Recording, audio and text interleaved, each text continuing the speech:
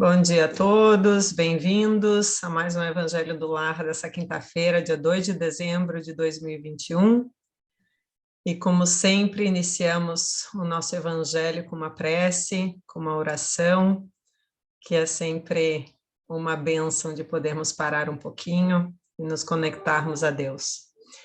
Então, fechando os nossos olhos, se possível, vamos tentar nos tranquilizarmos, deixando para fora todas as preocupações, tentando sentir o bater do nosso coração, o ar que entra e sai dos nossos pulmões, agradecendo a Deus pela vida, agradecendo por essas sensações tão simples e que nós, às vezes, não nos lembramos de agradecer a todos os dias por essa dádiva de estarmos aqui, vivos, encarnados, como uma oportunidade de crescimento, de melhoramento do nosso espírito.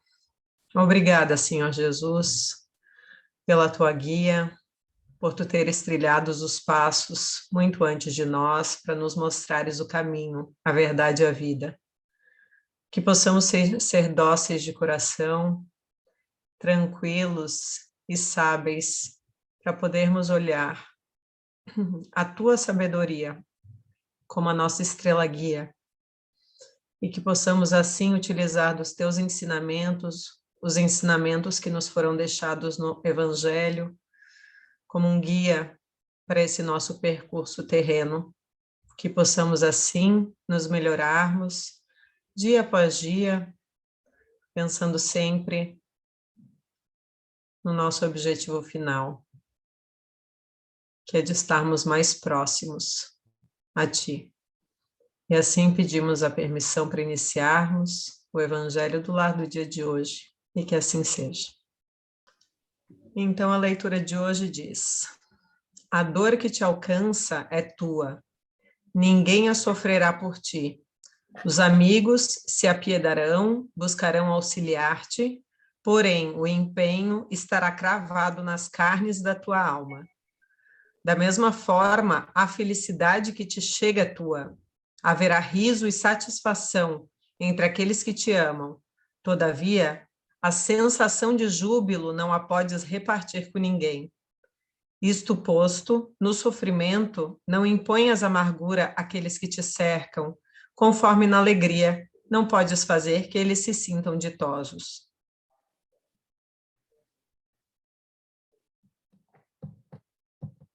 Essa foi profunda.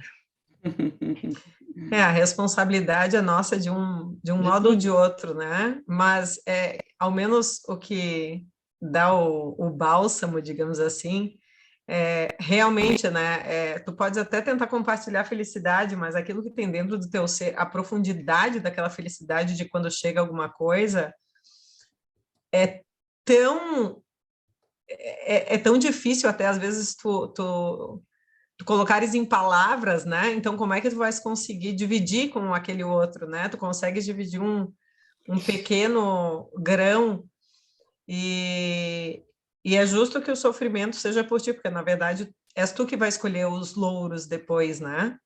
Mas, obviamente, né? Quem é que gosta de sofrer? E a gente espera que os outros fiquem felizes por nós e também compartilhem das nossas tristezas, né? E isso realmente não acontece, né? Quando a outra pessoa, às vezes, consegue chegar nesse nível, provavelmente também não é saudável para ela, né? Porque é o que a gente chamaria de empatia, mas a gente não tem, na verdade, né? Provavelmente quando o outro empatiza com algo nosso é porque ele tem medo do teu sofrimento, porque isso quer te salvar, né? E isso muitas vezes não é o que a gente conhece por empatia, né? Quando a dor alcança o outro, não é mais a tua dor, é a dor dele. A dele na tua, vendo na tua, né? Mas eu acho que a mensagem começa assim, né? A dor que te alcança é tua. Então, mesmo que você começar a sofrer, porque você está sofrendo, certo? A dor que está me alcançando não é a sua, é a minha, né? Então, porque senão, se eu não tivesse dor, eu conseguiria auxiliar aquele sofrimento com muito mais capacidade, né? Porque como é que um doente ajuda um doente, né? É bem complicado o joguinho.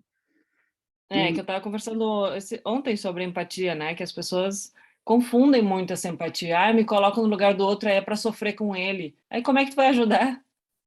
Né? Mas é o nível do ego, né? A gente é educado para ser bom. Eu percebi agora que o que a gente chama de empatia é porque doeu em mim também. E isso eu estou achando que é empatia. Porque, na verdade, eu estou sofrendo com o outro por uma questão minha, mas que eu estou achando que é do outro, né? É, bem por aí, mas não tem essa consciência, né? Porque acha que se... Não, mas uma pessoa que está sofrendo... Ontem estava atendendo uma pessoa justamente que era uma situação desse gênero. Aí ela dizia, mas como eu posso não fazer nada? Eu digo, mas como é que você pode fazer se você não tem condições? Né? E a pessoa ficava indignada porque, tipo, eu sou muito errada, porque tadinho, aí tratava das pessoas como uma das situações era o pai, né? Ah, tadinho dele, eu digo, mulher, mas tu diz tadinho para quase todo mundo. Disse agorinha pro teu neto, disse agorinha pro teu pai. É como é tadinho de tu, porque que situação é essa, né? Aí quando ela foi ver, o pai era um homem altamente tá vivendo uma situação que tem que fazer hemodiálise, ou seja, muitas provas, mas pouco sofrimento, pelo que ela disse. Porque ele diz que ele enfrenta as situações com júbilo, né?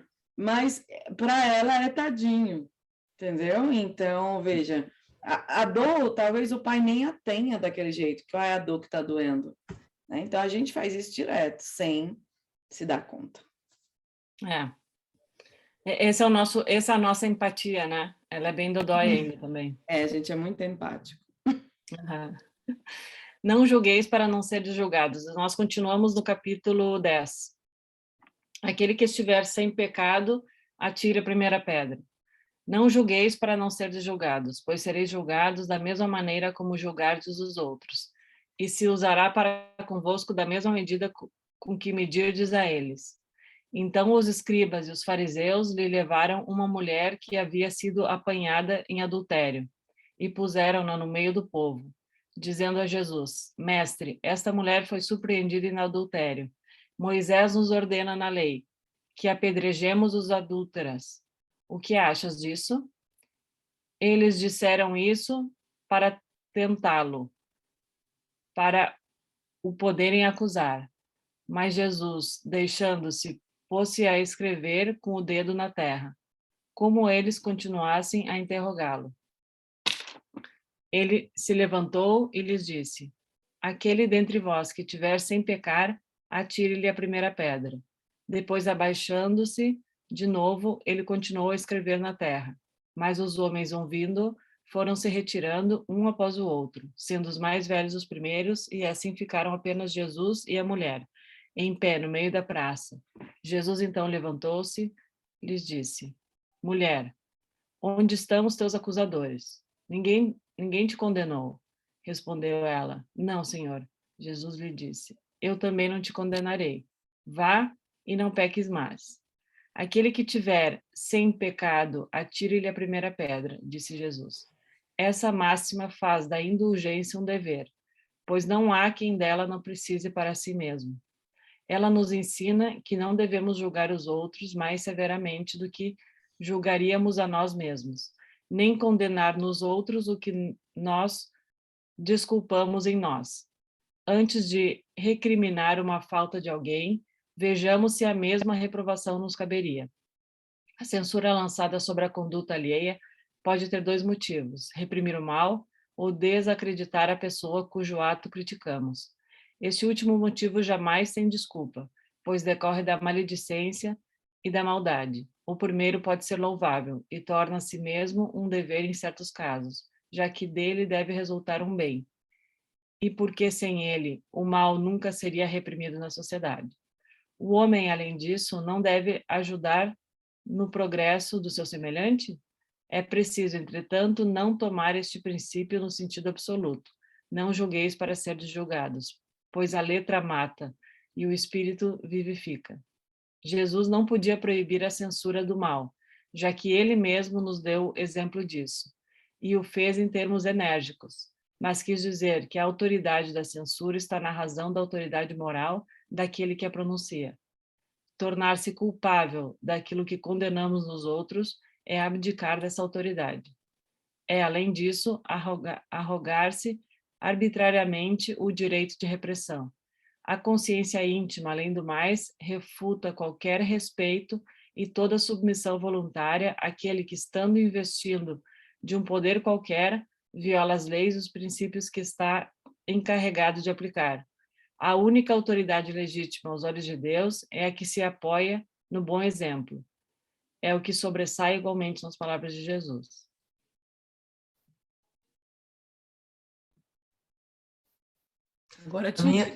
Agora te vira.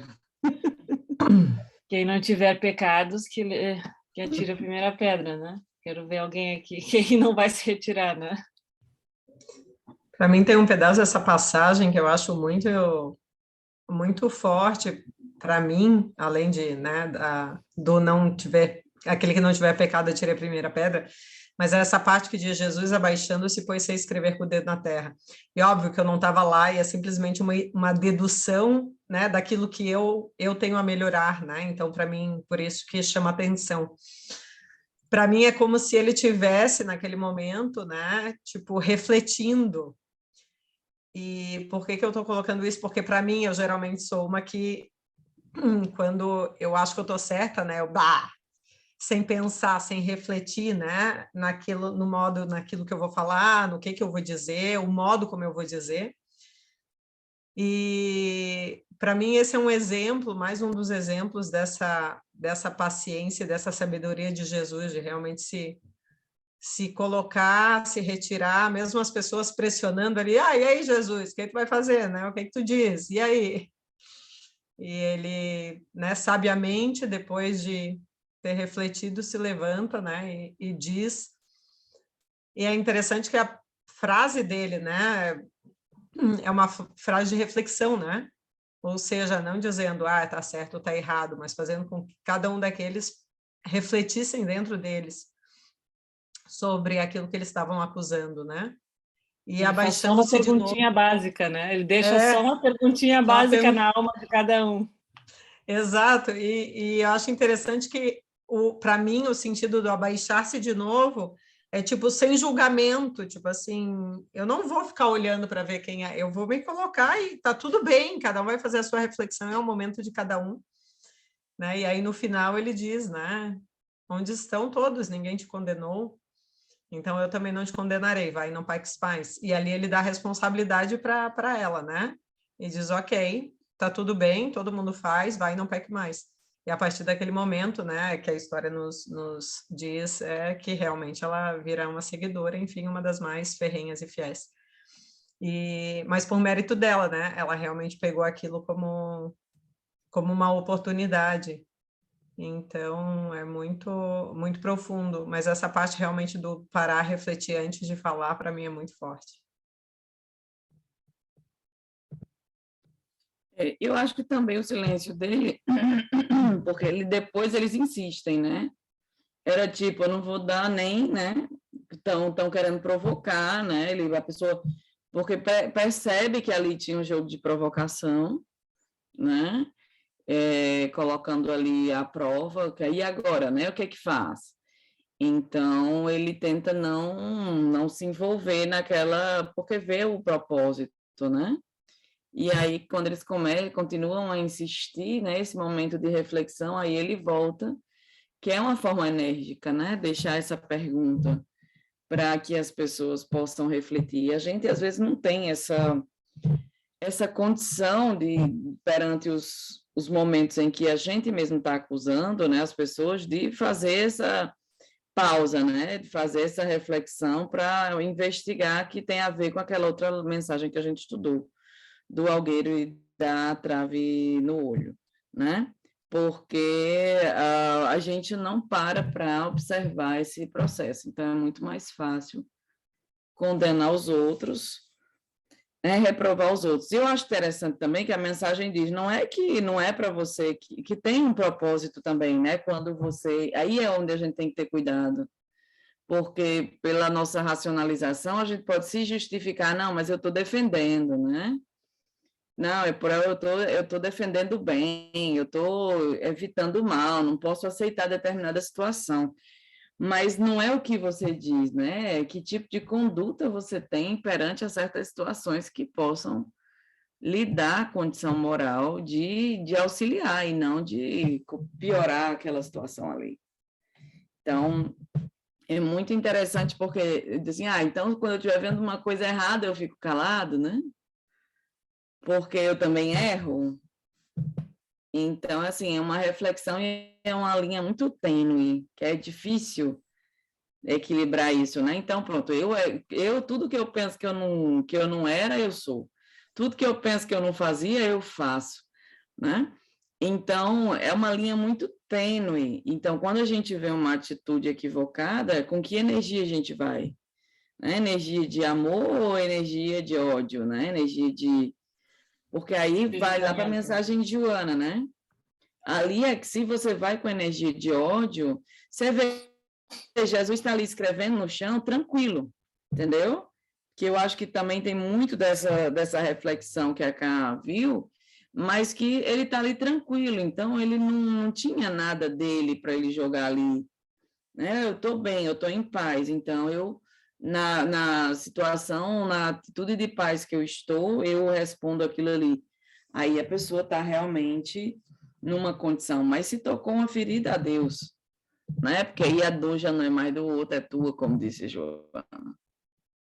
E acho que esse equilíbrio, né? O equilíbrio da balança que os espíritos eles nos ajudam muito, né? E Kardec nos ajuda muito através dessa codificação, pegando essas passagens para reflexão, porque é como eu digo, eu posso censurar uma conduta errada, né? Mas eu estou censurando, né, para reprimir o mal ou para desacreditar a pessoa? Né? Eu estou fazendo essa censura de forma educativa, né? Ou de forma egóica, não é? Porque eu posso, vamos supor que Jesus, imagina aí que Jesus sabia ali o erro de todo mundo, né? Ele conhece a alma do Buda, não precisava de muita coisa, né? O maior psicólogo de todos os tempos, Jesus, porque ele via o inconsciente inteiro. Então, se ele quisesse humilhar para eles saírem de lá arrasados, é aí que ele tinha, viu, o material, né? Ele bastava começar a apontar de um por um, vem cá, você que tá condenando a mulher que é adúltera. Tá lembrando aqui quando você adulterou aqui, aí você começa, né, a entrar na ira, na raiva, mas ali você está, na verdade, tentando destruir o outro, mas não construir uma sabedoria. E aí a pergunta de Jesus, né, que é completamente socrática, né, que Sócrates trabalhava muito com essa ótica da maiêutica, da gente trabalhar com perguntas que provoquem reflexões. Então, ele deixa ali essa pergunta, ou seja, ele não ofendeu ninguém, cada um refletiu sozinho, a lição fica para a humanidade, né? E toca o coração de todo mundo. Então, ele não disse, adultério é bom, né? Massa para você e para todo mundo. Né? E tá até a mensagem do não peques mais, que hoje para a gente, né, pode parecer essa coisa do pecado e tal, que a igreja, mas no sentido de procurar um caminho novo para ela, né, em que ela pudesse vivenciar essa felicidade maior e sair da zona de sofrimento. Porque quer você queira, quer não, né, tudo que você adultera lhe faz mal. E a gente adultera direto, né? Tem gente que diz, eu nunca traí, né? Nunca adulterei, porque vai ao pé da letra, né? Não vê o espírito mesmo da coisa. Mas a gente, se o adultério fosse só o adultério de relacionamento, né? Assim. Se eu prestasse atenção nos meus pensamentos, né? e não precisa somente ser uma questão de ato, muitas vezes, né? A gente esquece que aqueles desejos da mente, né, mais profundos também, eles podem ser, porque não? Se uma pessoa constantemente, né, pensa em outra ou pensa em fazer outras coisas diferentes daquela que está dizendo, é uma forma da gente se adulterar a si mesma, né? Mas ainda é um adultério no campo dos relacionamentos, né? Eu digo que a gente adultera ainda além, né? Porque tem essa forma do pensamento, né? Porque adulterar, o que é adulterar, né? Então, é muito mais abrangente ainda, porque, tá bom, eu nunca traí fisicamente, mas vivo traindo em pensamento, né? Então, aí tem Ou também... traio a mim mesmo, né? A gente trai a nós coisa mesmos a todo momento, né? dá direto, né? Então, essa reflexão, né? Onde entra para a humanidade essa coisa do adulterar, né? Essas falhas que a gente comete equivocadamente, sem perceber, e que causam, né, um grande problema, um grande desafio nas nossas vidas. E vale a pena a gente investigar sobre essa coisa do adulterar na nossa vida, porque a gente adultera muito. Mais do que nos relacionamentos, né?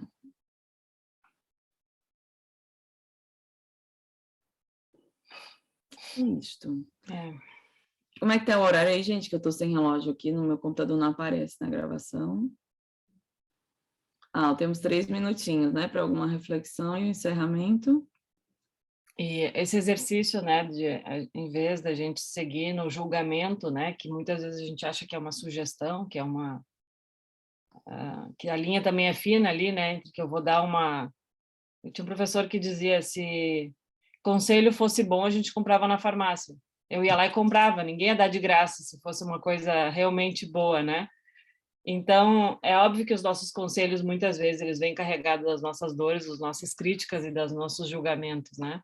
E essa coisa de fazer uma pergunta, em vez de soltar a tua opinião, porque o conselho nada mais é que uma tua opinião, né?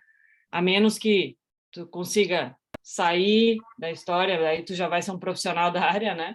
Provavelmente.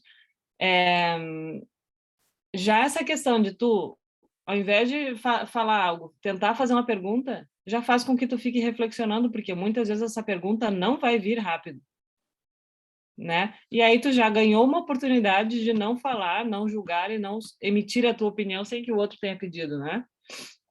Então, essa coisa de tu fazer a reflexão e falar, né? Que pergunta será que, né, poderia ajudar numa reflexão? Muitas vezes nem vem essa pergunta, né? Porque nem tu tem essa resposta, digamos assim, né? Então, achei interessante. E é bem difícil, né? Porque como todos nós, esse desafio dessa passagem é para a gente estudar muito, muito, muito, para tentar alcançar a sabedoria desse equilíbrio ali. Porque essa situação, você imagina, né? Que é um ponto importante que a Má falou, a gente só pode ajudar, só consegue ajudar se o outro der abertura para ajuda, né? Se existir uma abertura ali para ajuda. Então, como a gente pode se portar, né, quando tem alguma coisa que a gente viu que está acontecendo que é equivocada, né? Mas que a gente vai ali repreender, mas não com a ótica desse adoecimento, né, de querer destruir o outro, mas sim de fazer prevalecer um novo caminho, uma nova proposta. Vê como é difícil, né? Porque é como assim, a gente percebe, tá, eu não posso ficar calada, né? Mas eu preciso ter uma postura de saúde para que aquilo ali não se torne a projeção do meu erro em detrimento do erro do outro. Então, é um belo desafio, porque a gente convive e a gente julga muito os erros dos outros, né? O tempo inteiro. Então, fulano está errado, você não deve fazer assim. Cada coisa que vejo, né, essa autorreflexão, ela vai se tornando muito mais forte com o tempo. Então, o que eu reprovo nos outros, eu já penso automaticamente. Eu acho em mim na mesma hora. E eu digo, caramba, né? Como é que eu vou ensinar? Não tem como ensinar nada disso, porque eu não sei fazer. Então, a autorreflexão, dizer, poxa, mas isso aqui é o caminho, então vamos nos esforçar para esse caminho. Então, acho que até a humildade de você reconhecer e dizer, olha, eu também não consigo fazer, né? Compreendo, mas isso não é uma coisa que está nos adoecendo agir dessa forma, né? Que é uma pergunta para que a gente possa refletir também. Porque realmente a gente não sabe, né, ainda o caminho do equilíbrio lá proposto por Buda. A gente não sabe, né, esse desafio do caminho do meio. E aí fica esse desafio, né? Por isso que eu digo assim, é uma coisa para a gente estudar muito e sentir no nosso dia a dia amadurecendo. Ver se a gente se torna menos bebezinho. Verdade. Então, vamos lá, né? Vamos nos preparar para o nosso encerramento do estudo de hoje, rogando aos bons espíritos que nos assistem, que possam fazer frutificar cada um desses ensinamentos nos nossos corações. Que nós possamos, no nosso dia a dia, conseguir olhar a imagem do nosso irmão, do Mestre Jesus, que com seus dedos desenha sobre a terra o nosso destino de luz, e que possamos nos inspirar na sua paz, na sua tranquilidade, na sua sabedoria, essa que nós ainda não alcançamos, mas que nós podemos buscar com todo o amor do nosso coração como semente a ser desenvolvida. E que possamos pedir, Deus Pai, dai-nos aquilo que nos falta, dai-nos a condição de pedir aquilo que é necessário, dai-nos a força de agir conforme o que é justo. Perdoa as nossas falhas e as nossas infantilidades perante a nossa cegueira, ainda no nosso estado, e dai-nos a tua mão amiga, bondosa, para que possamos continuar essa caminhada vendo que a cada instante nunca estamos sozinhos. Temos sempre a tua proteção, tanto no plano dos espíritos, tanto no mundo espiritual, onde os nossos irmãos estão sempre que damos condições, nos auxiliando, nos dando conselhos amorosos, como na Terra, em que somos rodeados de pessoas que também são nossos irmãos de alma, que são nossos irmãos em espírito, e que junto conosco vão dando os passinhos por passinhos, nessa trajetória de luz que nós estamos apenas começando, como crianças espirituais que somos. Nós te agradecemos pela oportunidade do estudo, pela bênção da proteção da equipe espiritual que nos auxilia, e te rogamos, abre os nossos olhos à luz, hoje e sempre. Que assim seja. Que assim seja. Muito obrigada a todos e até semana que vem.